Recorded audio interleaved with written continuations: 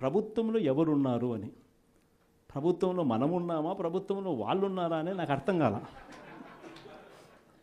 7 నెలలు అయిపోయింది, దాదాపుగా 6.5 నెల అయిపోయింది వాళ్ళ ప్రభుత్వం వచ్చి. 6.5 నెల 7 నెలలు అవుతా ఉంది వాళ్ళ ప్రభుత్వం వచ్చింది. ఎమ్మెల్యేలు వాళ్ళు, మంత్రులు వాళ్ళు, కలెక్టర్లు వాళ్ళు, జాయింట్ కలెక్టర్లు వాళ్ళు, పోలీసులు వాళ్ళు, ఎంఆర్ఓలు వాళ్ళ అధికారులే, చెక్ పోస్టులు వాళ్ళవి, అన్నీ వాళ్ళవే. ఇవన్నీ దాటుకొని మళ్ళీ పోర్టుకు వచ్చింతే పోర్టులో కస్టమ్స్ అధికారులు, పోర్టులో సిఐఎస్ఎఫ్ పోలీసులు, ఇవన్నీ కూడా వీళ్ళు పొత్తులో ఉన్న కేంద్ర ప్రభుత్వం మనుషులు. మరి ఇవన్నీ దాటుకొని ఏదైనా మెటీరియల్ బోటులోకి పోగలుగుతుందా? ఆశ్చర్యం ఏమిటంటే ఈయన పోయిన బోటు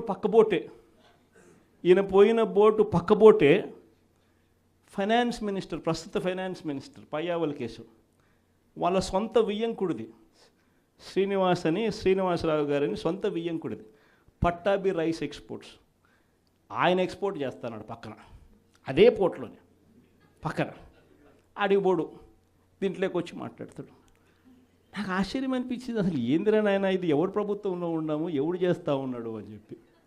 వైఎస్ఆర్సీపీలో మన కార్యకర్తలు మనోళ్ళందరూ వ్యవస్థీకృత నేరాలంట. అసలు వ్యవస్థీకృత నేరాలు చేస్తూ ఉండేది ఎవరు? చేస్తూ ఉండేది వాళ్ళు, చేసింది వాళ్ళు, మన మీద ఏళ్ళెత్తి చూపిస్తూ ఉండరు.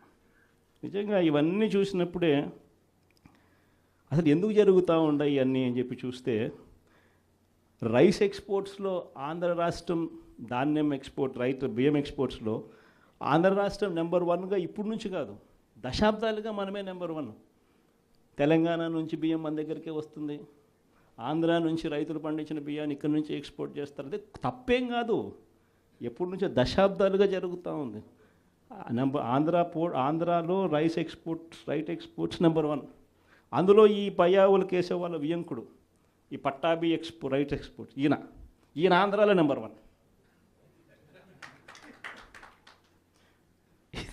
ఇది నిజంగా ఇది కొత్త ఏం కాదు.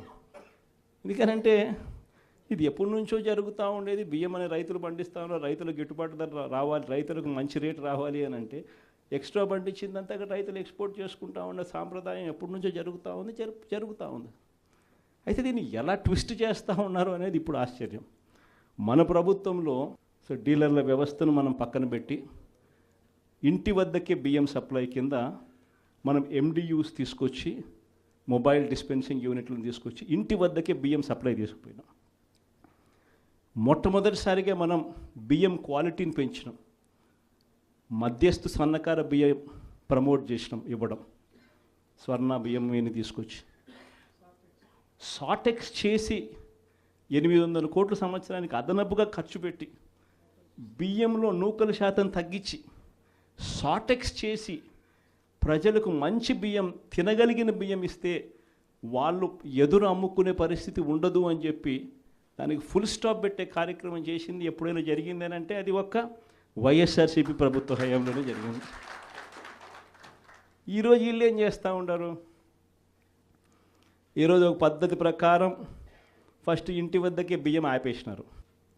వాళ్ళకి ఇచ్చే బియ్యం ఇంతకుముందు మనం షార్టెక్స్ చేసి మంచి క్వాలిటీ బియ్యం మనం ఇస్తూ ఉంటే, మధ్యస్థు సన్నకార బియ్యం షార్టెక్స్ చేసి మనం ఇస్తూ ఉంటే ఈరోజు లేదు, ఈరోజు నిర్వీర్యం చేశారు.